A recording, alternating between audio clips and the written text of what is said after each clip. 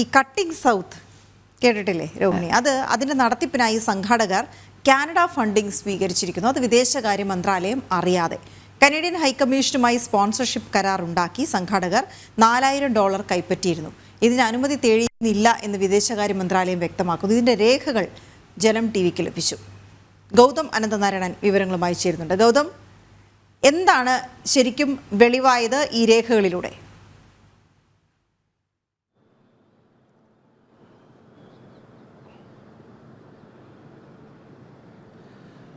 വീണ, രോഹിണി, ഈ cutting south എന്ന ഈ പരിപാടി തുടക്കം മുതൽ തന്നെ വലിയ വിവാദങ്ങൾക്ക് വഴിവെച്ച ഒന്നാണ്. അതിൻ്റെ പേര് തന്നെ പ്രശ്നമാണ്. കാരണം കട്ടിംഗ് സൗത്ത് എന്നതിലൂടെ ഉദ്ദേശിക്കുന്നത് തന്നെ ദക്ഷിണ ഭാരതത്തെ, പ്രത്യേകിച്ച് കേരളം, തമിഴ്നാട്, അതോടൊപ്പം തന്നെ കർണാടക, ആന്ധ്രാപ്രദേശ്, തെലുങ്കാനയൊക്കെ അടങ്ങുന്ന ഭാരതത്തിൻ്റെ ദക്ഷിണ മേഖല, ആ ദക്ഷിണ ഭാരതത്തെ വിഭജിച്ചുകൊണ്ട്, അല്ലെങ്കിൽ അതിന് പൂർണ്ണമായുള്ള ഭാരതവുമായി അല്ലെങ്കിൽ ഭാരതത്തിലെ മറ്റ് സംസ്ഥാനങ്ങളുമായി ഒന്നും അതിന് സാംസ്കാരികമായ ഒരു തരത്തിലുമുള്ള ബന്ധമില്ല. അതിനാൽ തന്നെ അത് മറ്റൊന്നായി നിലനിൽക്കണം, വിഘടിച്ച് തന്നെ നിൽക്കണം എന്ന ഒരു ആശയത്തെ മുന്നോട്ട് വയ്ക്കുന്ന, അല്ലെങ്കിൽ അത്തരം ഒരു ആശയം വലിയ തോതിൽ ചർച്ച ചെയ്യപ്പെടുന്ന ഒരു വേദിയായിരുന്നു ഈ കട്ടിംഗ് സൗത്ത്. അന്ന് തന്നെ അതിനെതിരെ വലിയ വിമർശനങ്ങളൊക്കെ ഉയർന്നതാണ്. നമുക്ക് അറിയാം, ഇപ്പോഴത്തെ ഗോവ ഗവർണർ PS ശ്രീധരൻപിള്ളയെ പോലുള്ള ആളുകളെയൊക്കെ ആ പരിപാടിയിലേക്ക് വിളിച്ചിരുന്നുവെങ്കിലും അവരെല്ലാം സമയത്ത് ഇതിൻ്റെ ഒരു ആശയം ഇതാണ്, അല്ലെങ്കിൽ ഇതിൻ്റെ ഒരു ഉദ്ദേശ ലക്ഷ്യം ഇതാണ് എന്ന് മനസ്സിലായതോടുകൂടി പല പ്രമുഖ വ്യക്തിത്വങ്ങളും ഈ പരിപാടിയിൽ പങ്കെടുക്കില്ല എന്ന് ഔദ്യോഗികമായി തന്നെ അറിയിക്കുകയും ചെയ്തു.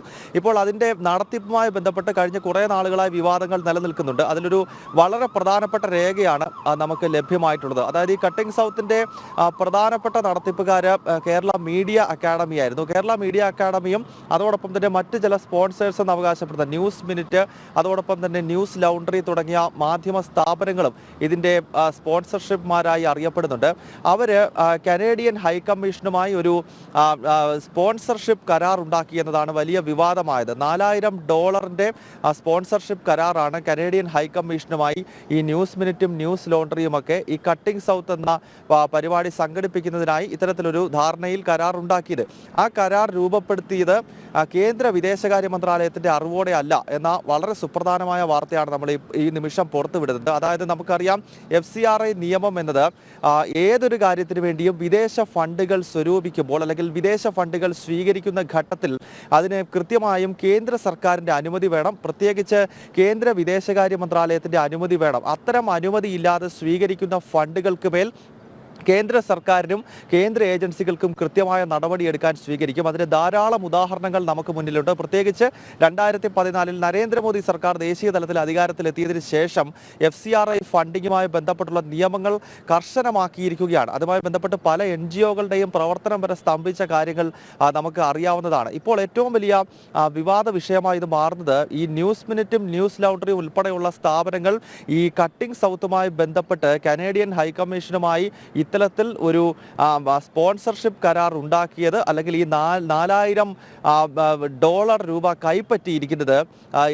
ഭാരതത്തിൻ്റെ വിദേശകാര്യ മന്ത്രാലയത്തിൻ്റെ അറിവോടെ അല്ല എന്ന് വിദേശകാര്യ മന്ത്രാലയം തന്നെ ഔദ്യോഗികമായി അറിയിച്ചിരിക്കുകയാണ്. RTI മുഖാന്തരമുള്ള ചോദ്യത്തിന് ഇത്തരം ഒരു ഫണ്ട് വന്നതോ അല്ലെങ്കിൽ ഇങ്ങനെ ഒരു സ്പോൺസർഷിപ്പ് കരാർ ഉണ്ടാക്കിയതുമായി ബന്ധപ്പെട്ട് ഒരറിവും ഞങ്ങൾക്കില്ല എന്ന കൃത്യമായ സന്ദേശം വിദേശകാര്യ മന്ത്രാലയം നൽകിയിരിക്കുന്നു. അപ്പോൾ സ്വാഭാവികമായും ഇത് വലിയൊരു വിവാദ വിഷയമായി മാറുമെന്ന കാര്യത്തിൽ സംശയമില്ല. അതായത് നേരത്തെ തന്നെ ഞാൻ സൂചിപ്പിച്ചത് അതാണ്. ഒന്ന്, ഈ കട്ടിംഗ് സൗത്ത് എന്ന പേര് മുതൽ അതിൻ്റെ ഉദ്ദേശശുദ്ധി മുതൽ എല്ലാം വിവാദമാണ്. ഭാരതമെന്ന് പറയുന്ന ഈ മഹത്തായ രാഷ്ട്രത്തിൻ്റെ ദക്ഷിണ ഭാരതത്തെ വെട്ടി വിഭജിക്കാനും അല്ലെങ്കിൽ ദക്ഷിണ ഭാരതത്തിലുള്ളവർ മറ്റൊരു രീതിയിൽ ചിന്തിച്ചുകൊണ്ട് പൂർണ്ണമായി ഈ രാഷ്ട്രത്തിൻ്റെ ഭാഗമല്ല എന്ന സങ്കല്പം രൂപപ്പെടുത്തുന്നതാണ് ഇതിൻ്റെ പേരും ഇതിൻ്റെ ആശയവും.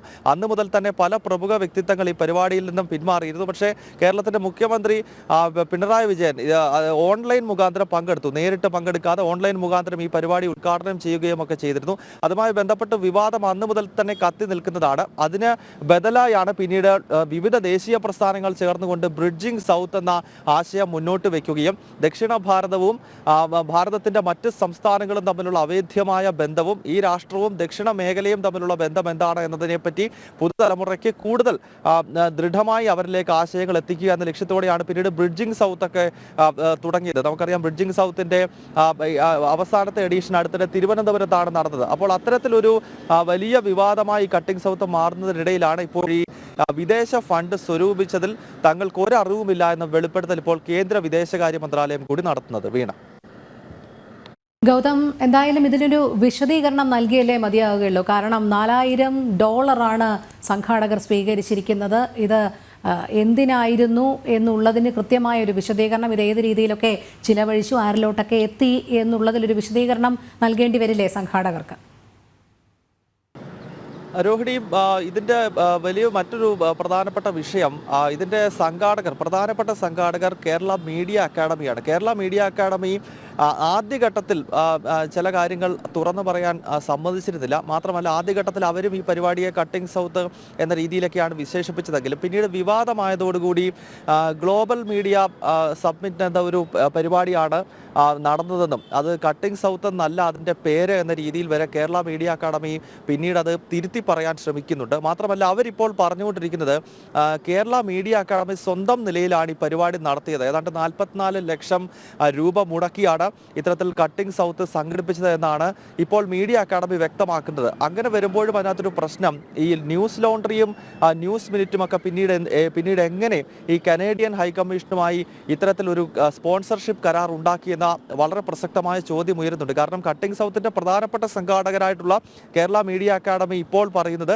തങ്ങൾ സ്വന്തം പണം ഉപയോഗിച്ചുകൊണ്ടാണ് ഇത്തരം ഒരു പരിപാടി നടത്തിയത്. മാത്രമല്ല, ആ പരിപാടിയുടെ പേര് കട്ടിംഗ് സൗത്ത് എന്നല്ല, ഇത് ഇങ്ങനെയൊക്കെ പേരിട്ടത് ആരാണെന്ന് ഞങ്ങൾക്കറിയില്ല എന്നാണ് ഇപ്പോൾ അവരുടെ വിശദീകരണം. കാരണം ഇതൊരു ദേശീയ വിഷയമായി തന്നെ മാറുന്ന ഘട്ടത്തിലാണ് മീഡിയ അക്കാഡമി തടി തപ്പാൻ ശ്രമിക്കുന്നത്. അതൊരു വിഷയം.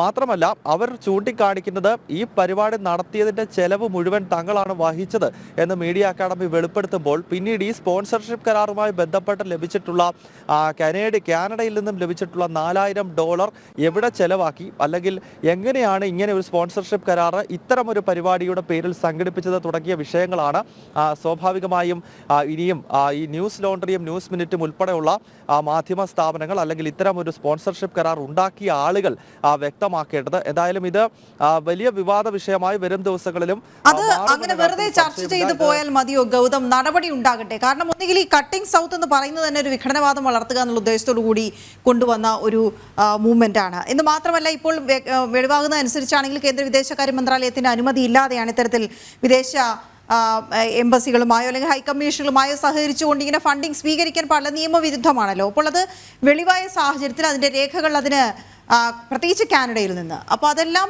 ഈ തെളിവുകൾ സംസാരിക്കുന്ന സാഹചര്യത്തിൽ നടപടി ഉണ്ടാകേണ്ടതല്ലേ?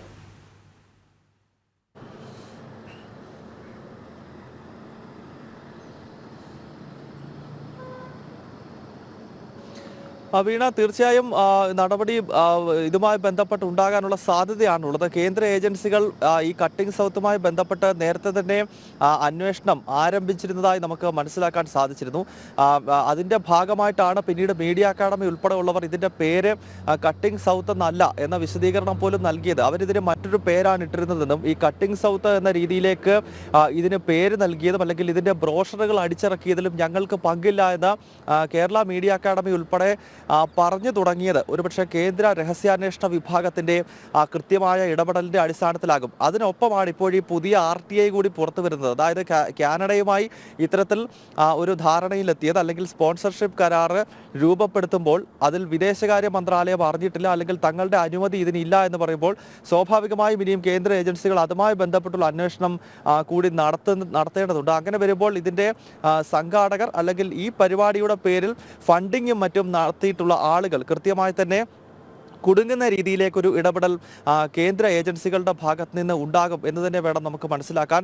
മാത്രമല്ല, വളരെ മുൻപ് തന്നെ ഇത്തരത്തിൽ കട്ടിംഗ് സൗത്ത് എന്ന പേരിൽ പരിപാടി സംഘടിപ്പിക്കുന്ന സമയം മുതൽ തന്നെ വിവിധ സംഘടനകൾ ഇതിൻ്റെ സംഘാടകർക്കെതിരെയും ഈ ആശയം പ്രചരിപ്പിക്കുന്നവർക്കെതിരെയും ശക്തമായ നടപടി വേണമെന്നാവശ്യപ്പെട്ട് രംഗത്തെത്തിയിരുന്നു. കാരണം നമ്മൾ സ്ക്രീനിൽ കാണിക്കുന്ന ആ ഒരു മാപ്പ് തന്നെ നമ്മൾ പ്രത്യേകം ശ്രദ്ധിക്കേണ്ടതാണ്. അതായത് 2023 മാർച്ച് മാസത്തിൽ കട്ടിംഗ് സൗത്ത് എന്ന പേരിൽ കൊച്ചിയിൽ ഇത്തരം ഒരു പരിപാടി സംഘടിപ്പിക്കുമ്പോൾ അതിൽ ഭാരതത്തിന്റെ മാപ്പ് കാണിക്കുന്നുണ്ട്. ആ മാപ്പിനകത്ത് കേരളവും തമിഴ്നാടും കർണാടകയും ആന്ധ്രയും തെലങ്കാനയും ഒക്കെ അടങ്ങുന്ന ദക്ഷിണ ഭാരതത്തിന്റെ ഭൂപ്രദേശങ്ങളെ മറ്റൊന്നായി അടയാളപ്പെടുത്തുകയാണ്. നമ്മൾ സാധാരണയായി ഭാരതത്തിന്റെ മാപ്പ് വെക്കുമ്പോൾ ജമ്മു കശ്മീർ മുതൽ കേരളം വരെ അല്ലെങ്കിൽ ഗുജറാത്ത് മുതൽ അങ്ങ് വടക്ക് കിഴക്കൻ സംസ്ഥാനങ്ങൾ വരെയുള്ള പ്രദേശങ്ങളെ ഒരു രീതിയിലാണ് നമ്മൾ അടയാളപ്പെടുത്തുന്നത്. പക്ഷേ ഈ കട്ടിംഗ് സൗത്ത് എന്ന പേരിൽ കേരളത്തിന്റെ മുഖ്യമന്ത്രി ഉൾപ്പെടെ പങ്കെടുക്കുന്ന പരിപാടിയുടെ ബ്രോഷറിനകത്ത് ഭാരതത്തിന്റെ മാപ്പിനെ അടയാളപ്പെടുത്തുന്നത് തന്നെ ദക്ഷിണ മേഖലയെ മറ്റൊരു പ്രദേശം എന്ന രീതിയിൽ അടയാളപ്പെടുത്തുന്ന മാപ്പ് പോലും വരച്ചുകൊണ്ടാണ് ഇത്തരമൊരു ദേശവിരുദ്ധ പ്രവർത്തനം നടന്നത് എന്നതാണ് ഏറ്റവും ശ്രദ്ധേയമായ ഘടകം. അതിനാൽ അന്ന് മുതൽ തന്നെ വിവിധ ദേശീയ പ്രസ്ഥാനങ്ങൾ ഇത്തരക്കാർക്കെതിരെ നടപടി വേണം, ഇതിന്റെ സംഘാടകരാരാണെങ്കിലും അല്ലെങ്കിൽ കേരള മീഡിയ അക്കാദമി ഒരുപക്ഷെ ഈ കട്ടിംഗ് സൗത്ത് എന്ന രീതിയിൽ ഈ പരിപാടിയെ വളച്ചുവിടുന്നതിൽ അവർക്ക് പങ്കില്ലായിരിക്കാം. പക്ഷേ എങ്കിൽ പോലും അത് ചെയ്തത് ആരാണ്, അത്തരം ആളുകൾക്കെതിരെ കൃത്യമായ നടപടി വേണമെന്ന ആവശ്യം വളരെ ശക്തമായിരുന്നു. അത്തരം പ്രതിഷേധത്തിൽ നിന്നാണ് പിന്നീട് ബ്രിഡ്ജിംഗ് സൗത്ത് പോലുള്ള ആശയങ്ങൾ രൂപപ്പെടുകയും ഡൽഹിയിലും അതോടൊപ്പം തന്നെ പിന്നീട് തിരുവനന്തപുരത്തുമൊക്കെ ബ്രിഡ്ജിംഗ് സൗത്തിന്റെ എഡീഷനുകൾ നടക്കുകയും വിവിധ ദേശീയ സംഘടനകളുടെ നേതാക്കന്മാരും അതോടൊപ്പം തന്നെ ദേശീയ വിഷയങ്ങൾ കൈകാര്യം ചെയ്ത് അത് കൃത്യമായി തന്നെ അതുമായി ബന്ധപ്പെട്ട ക്ലാസുകൾ എടുക്കാൻ കഴിയുന്ന പ്രമുഖ വ്യക്തിത്വങ്ങളുമൊക്കെ അത്തരം പരിപാടികളിൽ പങ്കെടുത്തിരുന്നു. കേരളത്തിന്റെ ഗവർണർ ആരിഫ് മുഹമ്മദ് ഖാനും വിവിധ കേന്ദ്രമന്ത്രിമാരുമൊക്കെ ഇത്തരം പരിപാടികളിൽ പങ്കെടുത്ത ചരിത്രം നമുക്കറിയാം. അപ്പോൾ ജനങ്ങൾക്കിടയിൽ സ്വാഭാവികമായും വലിയ പ്രതിഷേധം ഈ കട്ടിംഗ് സൗത്തിനെതിരെ ഉണ്ടായി. അതിന് പിന്നാലെയാണ് ഇപ്പോൾ വളരെ ഗൗരവമുള്ള ഒരു രേഖ കൂടി നമ്മൾ ഈ സമയം പുറത്തുവിടുന്നത്. വീണ. ഓക്കെ, ശരി ഗൗതം. എന്തായാലും കട്ടിംഗ് സൗത്ത് നടത്തിപ്പിനായി സംഘാടകർ കാനഡ ഫണ്ട് സ്വീകരിച്ചത് വിദേശകാര്യ മന്ത്രാലയം അറിയാതെ എന്ന് തന്നെയാണ് വിശദീകരണം. കൂടുതൽ നടപടികൾ ഉണ്ടാകും. ഇതിനെതിരെയാണ് ബ്രിഡ്ജിംഗ് സൗത്ത് പോലെയുള്ള കാര്യങ്ങളും നടന്നത്. നമുക്കറിയാം, രാജ്യത്തിന്റെ ആത്മീയവും സാംസ്കാരികവുമായ ഒരു ഏകത തന്നെയാണ് ബ്രിഡ്ജിംഗ് സൗത്തിലൂടെ ഉദ്ദേശിച്ചത്. ഭാരതാംബയെ വെട്ടിമുറിക്കണമെന്ന് ആവശ്യപ്പെടുന്നത് എന്തുതരം ആവശ്യമാണ് എന്ന് അറിയില്ല.